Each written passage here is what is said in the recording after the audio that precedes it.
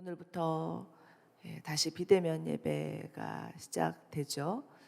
또 이 새벽 기도에마저도 또 영상으로 또 드릴 수밖에 없는 상황이어서 참 안타까운 마음이 있습니다.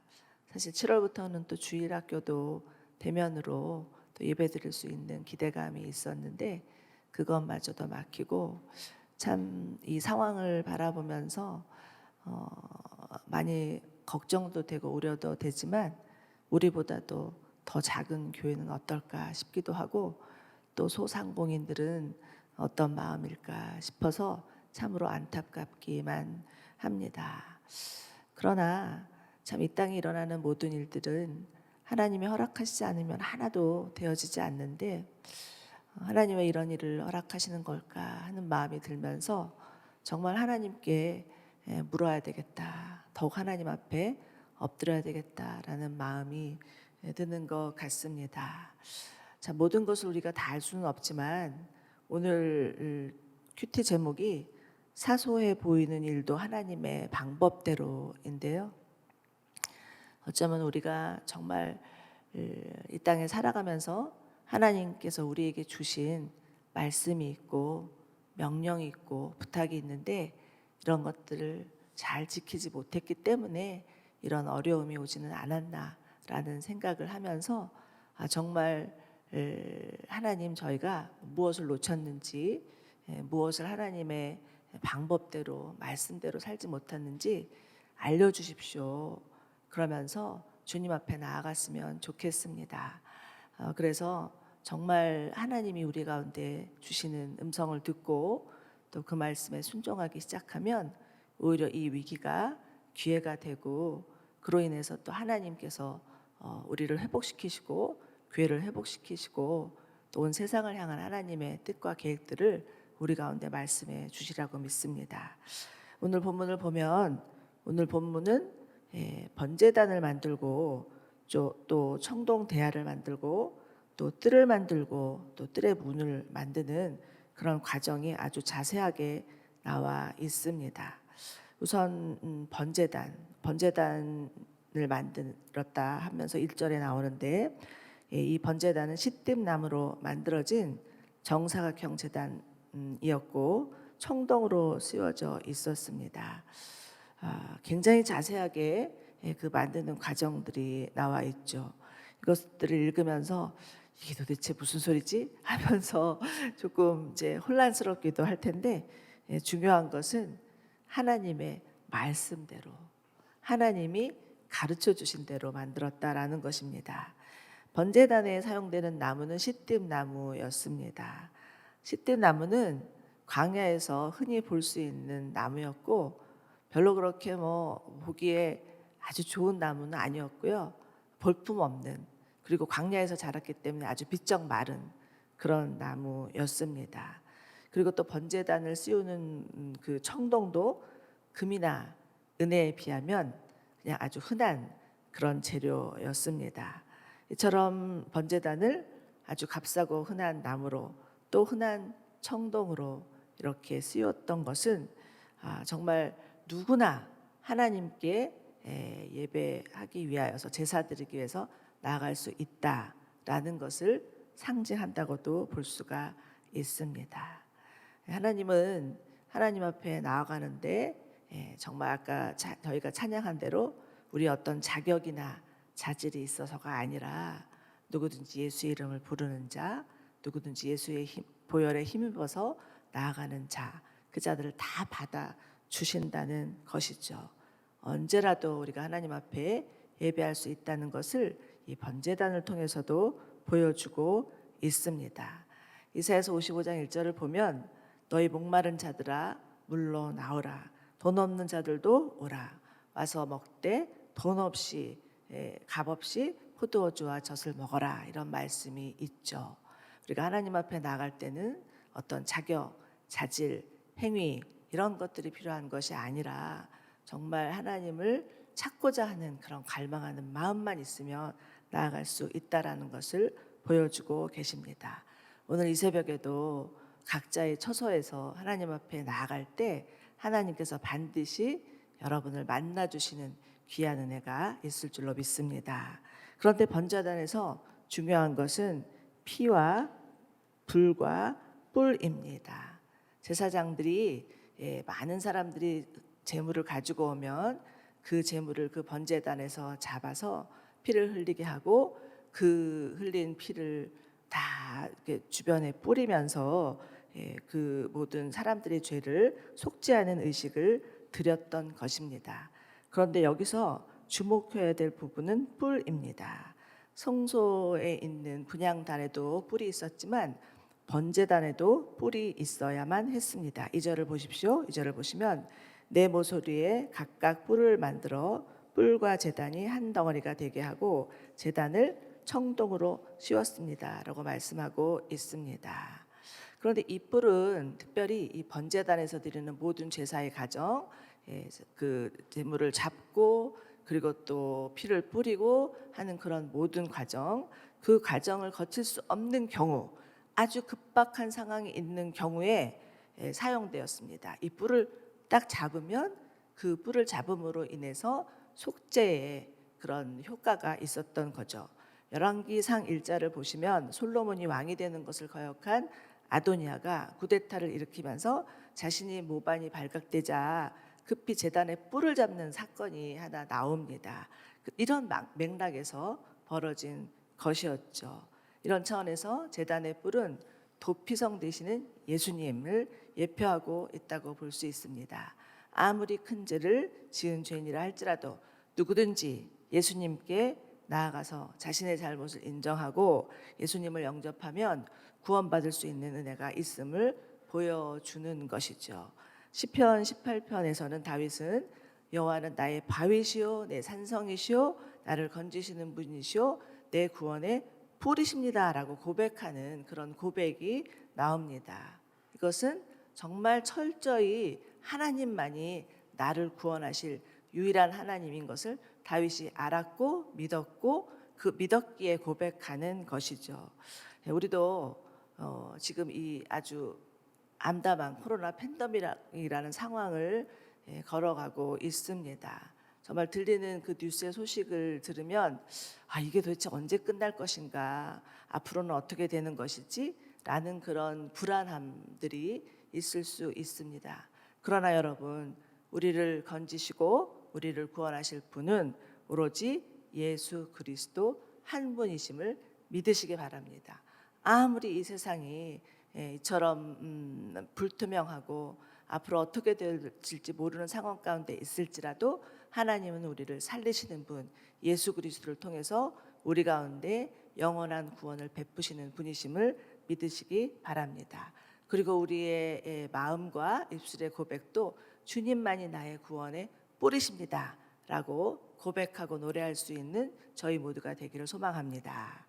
자, 이제 8절을 보시기 바랍니다. 8절을 보시면 그들은 청동으로 대야와 그 받침대를 만들었습니다. 이것은 회방문에 모인 여자들의 거울로 녹여 만든 것입니다 라고 말씀하고 있죠. 성막에는 그 성막의 뜰을 들어가면 제일 먼저 문을 열고 들어갔을 때 보이는 것이 번제단이고 그 다음에 보이는 것이 청동 대야였습니다. 물두멍이라고도 하죠.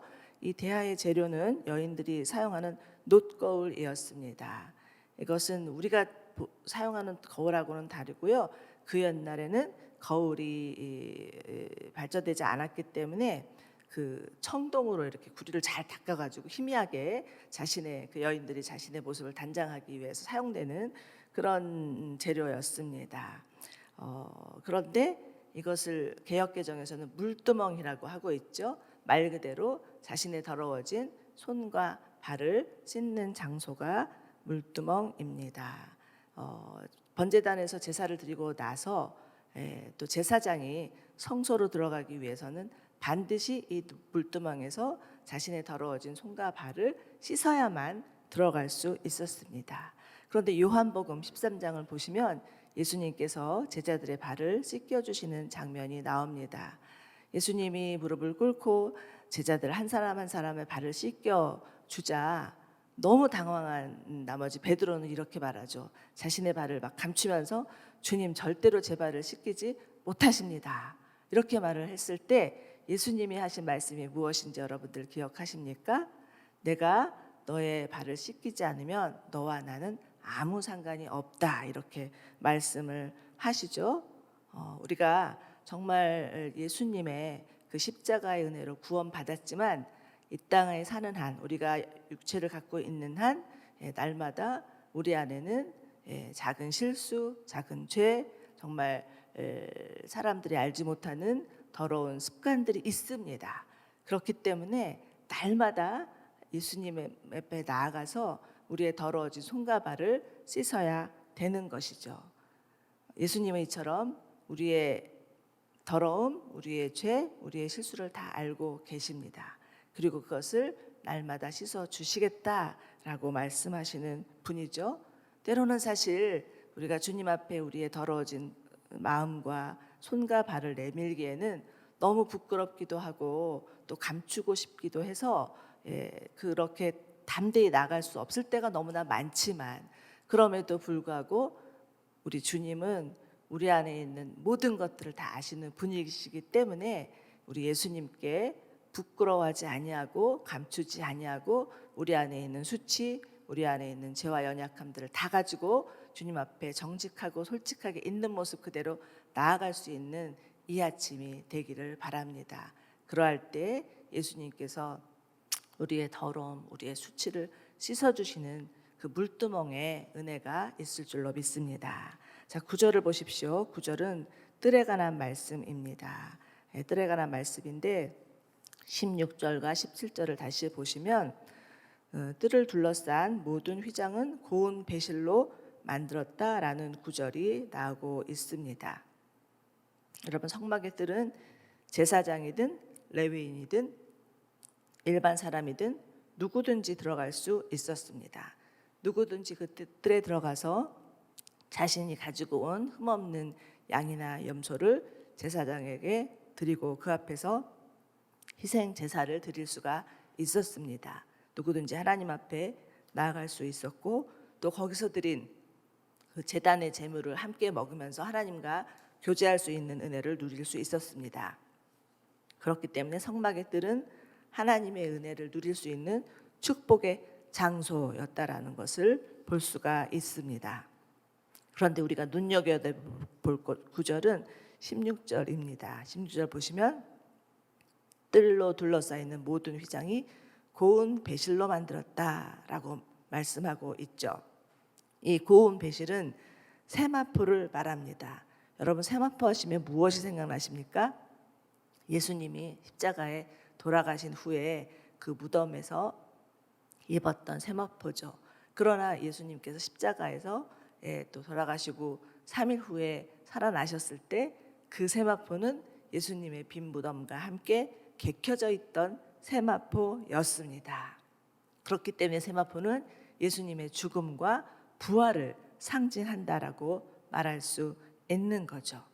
오늘 이 아침에도 정말 성막을 둘러싼 그 세마포, 그 하얀 세마포를 그려보시면서 정말 우리를 구원하신 예수 그리스도의 그 십자가의 은혜를 깊이 묵상하시는 하루 되시기를 바랍니다. 자, 이제 마지막으로 뜰의 문입니다. 18절 보시면 뜰문이 되는 휘장이 청색 실과 자주색 실과 홍색 실과 고운 배실로 수놓아 짰다라고 말하죠. 여러분, 뜰의 문은요 아주 아름다운 색깔로 짜여진 문이었습니다. 그 아름다운 색깔의 문에서도 예수님의 성품과 사역을 볼 수가 있는데, 청색은 하나님 나라를 상징하고 자색은 왕이신 예수님, 그리고 홍색은 예수님의 보혈, 흰색은 거룩함과 순결함을 상징합니다. 이 뜰의 문만 봐도 정말 그 예수님이 어떠한 분인지를 알 수가 있죠. 예수님은 요한복음에서 나는 양의 문이다 이렇게 표현을 하시죠. 그러면서 누구든지 나를 통해서 들어갈 수 있다라고 말씀을 해 주십니다. 성막은 정말 그 세세한 것 하나하나도 모두 다 예수 그리스도를 예표하고 있습니다. 그래서 성막은 예수 그리스도를 나타내는 그림자라고도 말을 하죠. 그렇기 때문에 이 성막의 모든 것, 아주 디테일한 하나하나까지도 모두 다 하나님의 말씀대로 하나님의 방법대로 만들어져야만 했습니다. 자신의 생각으로, 자신의 어떤 경험으로, 자신의 기술로, 자기 임의대로 만들어져서는 안 됐습니다. 철저히 하나님의 지시대로, 하나님의 방법대로만 만들어져야 했다라는 것입니다. 사랑하는 여러분, 오늘날의 시대를 인본주의 시대라고 하죠. 요즘 저희가 계속 교회에서 또 영상을 봐도 어제도 보았지만 얼마나 하나님의 말씀보다 인간의 생각이 더 중시되고 인권이라는 이름 때문에 하나님의 말씀이 소홀하게 되고 무시되고 경시되고 있는 시대인지 모릅니다. 그러나 여러분, 정말 하나님의 말씀보다 인권이 또 사람의 생각이 인간이 우선되는 시대는 무너질 수밖에 없습니다. 성경에서 가장 타락한 시대가 어느 시대였습니까? 사사 시대였죠. 사사 시대의 특징은 무엇입니까? 자기 소견에 오른 대로. 그러나 그 사사 시대는 영원하지 않았습니다. 결국은 무너질 수밖에 없었고 하나님께서 정말 하나님을 섬기고 하나님의 말씀을 가장 최고로 또 생각하는 다윗의 시대가 도래되었다라는 것이죠. 골로새서 2장 8절을 보시면 이렇게 말씀합니다. 아무도 여러분을 철학과 헛된 속임수로 너희로 사로잡지 못하도록 조심하십시오. 이런 것들은 사람의 전통과 세상의 초등학문을 따른 것이요 그리스도를 따른 것이 아닙니다. 여러분, 정말 날이 갈수록 하나님의 말씀이 아닌 세상의 그런 사상, 이념, 철학들이 더 가치 있다고 여기고 속이는 그런 무서운 시대에 우리가 살고 있는 것 같습니다. 아마도 이것은 점점 날이 갈수록 더하여질 것입니다. 우리가 지금 동성애 차별법 금지법 때문에 계속 기도하고 있는데 사실은 어느 때가 되면 정말 동성애를 찬성하는 법이 통과될지도 모릅니다. 그러나 중요한 것은 무엇이냐면 이처럼 세상에서 죄악이 간영해지고 점점 사람들이 하나님의 말씀을 무시하고 하나님을 떠나고 자기 소견에 오른 대로 사는 시대가 도래하면 도래할수록 죄악이 관영하면 관영할수록 우리 주님이 다시 오실 날이 얼마 남지 않았다라는 것을 믿으셔야 합니다. 그리고 그날을 기대하셔야 합니다. 이 땅에서 벌어지는 수많은 그 죄악들이 있다 할지라도 그것 때문에 우리가 실망하거나 낙심하거나 절망하는 것이 아니라 정말 주님이 다시 오실 때가 도래하고 있구나라고 생각하시면서 더욱더 하나님의 말씀을 붙잡는 저와 여러분들 되시기를 바랍니다. 오늘 큐티의 제목은 사소하게 보이는 일도 하나님의 방법대로입니다. 정말 우리가 우리 날마다의 삶 가운데 모든 것들을 하나님의 말씀대로 살고 있는가를 점검해 보아야 할 시간이고 오늘 하루고 이런 시대가 아닌가라는 생각을 하게 됩니다. 정말 그러나 이 와중에도 이런 어려운 가운데도 하나님의 말씀이 가장 귀하고 가장 가치 있음을 믿고 유일한 진리임을 믿고 하나님의 말씀대로 살겠다는 믿음의 결단이 우리 가운데 있다면 하나님께서 우리를 통하여서 하나님의 나라를 이루어 가실 줄로 믿습니다. 오늘 정말 이 말씀을 통해서 여러분들 가운데 오늘 하나님 이 큐티 말씀을 통해서 내게 적용할 말씀은 무엇인가요? 내가 하나님의 말씀대로 살아가야 될 말씀은 무엇인가요? 이 말씀을 붙잡는 하루가 되시기를 바랍니다.